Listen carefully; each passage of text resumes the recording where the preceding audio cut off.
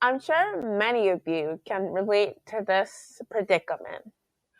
We get to the end of a long, difficult day and we wonder where all the hours went. Maybe you feel upset. Maybe you feel frustrated. You might even feel hopeless. I know that I myself have wished for an extra day in the week on more occasions than once. And I think this quote does a really good job of summing up the sentiment. John Burroughs wrote, I still find each day too short for all the thoughts I want to think, all the walks I want to take, all the books I want to read, and all the friends I want to see. While this is a quite poetic way of explaining something that can actually be quite infuriating, I still think that it gets at the heart of the issue. We never seem to have enough time for the tasks that matter the most to us. In fact, when I was in ninth grade, time was my worst enemy. Time, and time management more specifically, never seemed to work in my favor. I always stayed up way too late and never seemed to get the grades that I wanted. Because I was transitioning from a public middle school to a private high school, I assumed something was inherently wrong with me, something that other students didn't seem to be struggling with. And so I plunged myself into doing everything that I could to improve my study techniques and my productivity. I tried lots of things, like going in for extra help with my teachers and asking tons of questions. I even tried researching different study hacks that I could use for the next time that I was studying for a test. The last thing that I tried was something called the Pomodoro technique, which breaks up tasks into 25-minute focused work sessions followed by 5-minute breaks. Things like the chart to the right, which is data visualized from the Chrome extension I was using to house my Pomodoro data, were helpful for showing me my past patterns and my present patterns, but not what I needed to do in order to improve for the future. And so I thought to myself, what could I do in order to get the data that I actually needed? Data that would actually help me improve my academic performance. And I had an epiphany. Why don't I run an experiment on myself? And so with this epiphany, I started with a very essential question of how can I find a more concrete approach to academic improvement? This essential question funneled down into a more specific research question. And my research question was, how does the time at which I do an assignment affect how long it takes? And so no experiment is complete without its variables. For my independent variable, I had the time of day.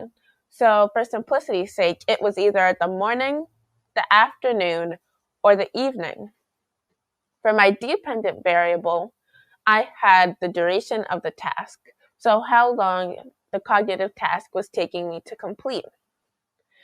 And last but not least, my confounding variables that I couldn't quite control for, included things like my environment, how much I had been procrastinating on that assignment, and my nutrition.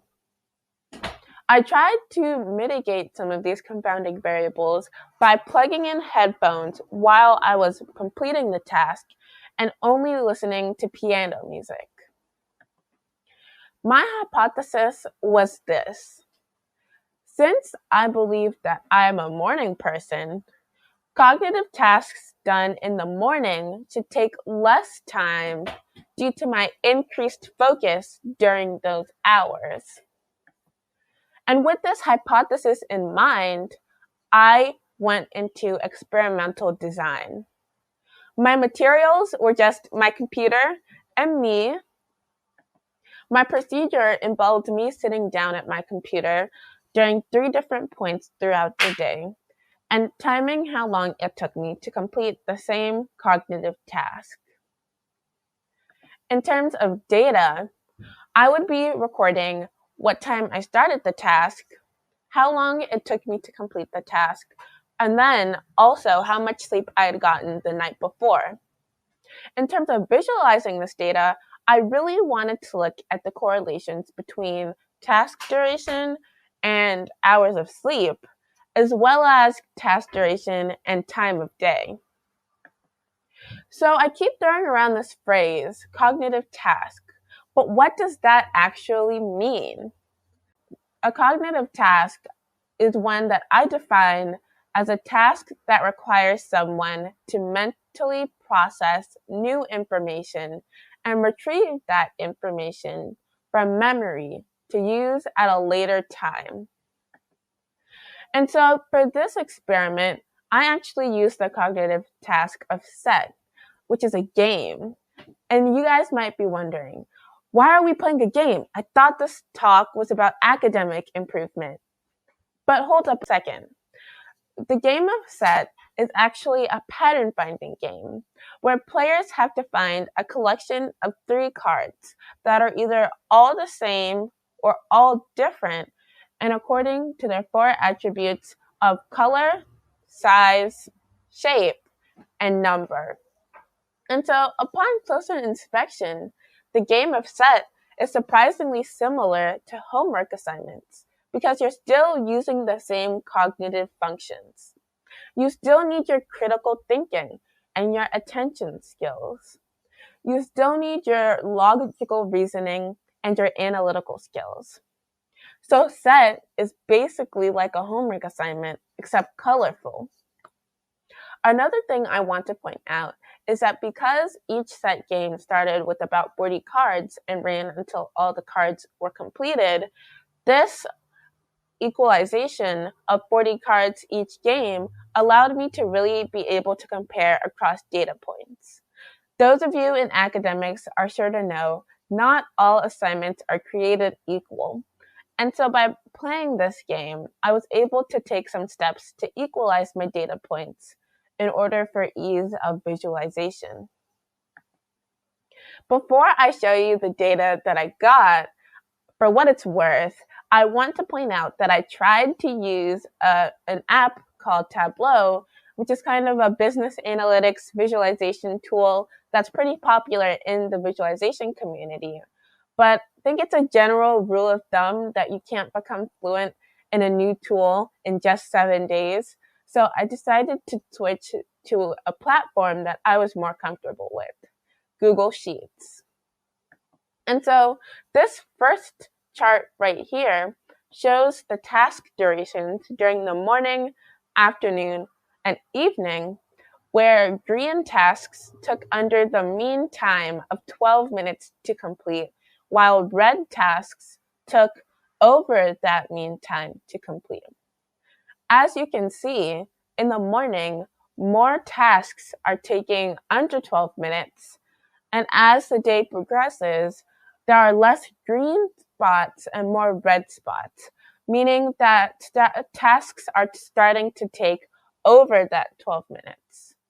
And so when looking at why these tasks are taking over 12 minutes, it's because I'm not as focused on completing the task.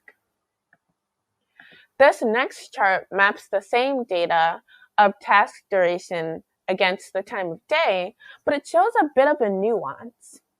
In the morning, we see that the task is taking me about 11 minutes to complete on average.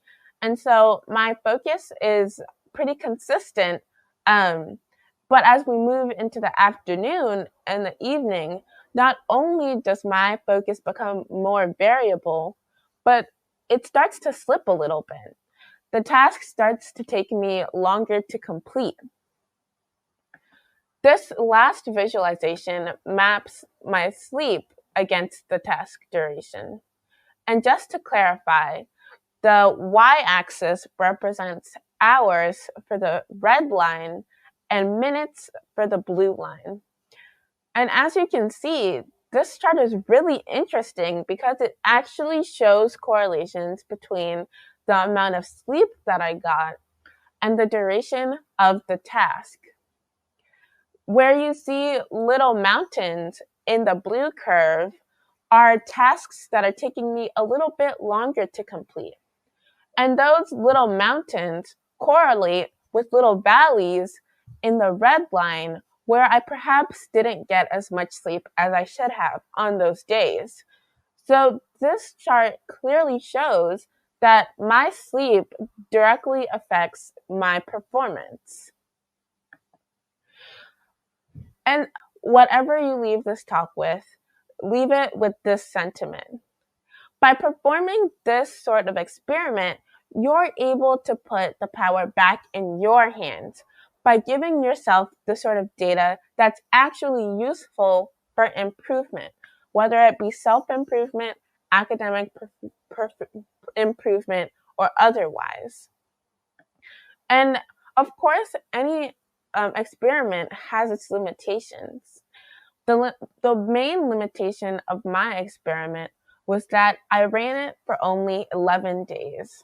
So naturally, if I ran it for a longer amount of time, then I'd be able to get a much more robust data set. But I still think that this experiment holds valuable insights no matter who you are. Maybe you're a student. This sort of experiment would help you figure out things like when to plan your classes, when to take difficult assessments, and even what time of day you should be doing your homework. Maybe you're not a student though. Maybe you're an educator. I still think that this experiment holds valuable insights because it would allow you to tailor your class plans and your curriculum around the energy and focus levels of your students. In fact, my school did exactly that. As you can see from this bell schedule, in the first class that I have in the morning changes from A period to D period to B period to E period. So I never have the same class first thing in the morning.